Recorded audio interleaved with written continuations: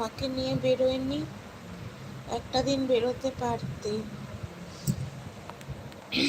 না গো, সেটা নয়, আমাকে বলেছিল অনেকবার বেরোনোর জন্য, কিন্তু আমিই বেরোইনি।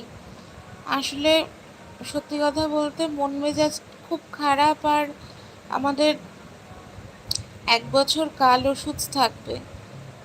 তুমি বোধহয় জানো না, আমার শাশুড়ি মা কিছুদিন আগেই আমাদের ছেড়ে চলে গেছে, মানে গত হয়েছেন।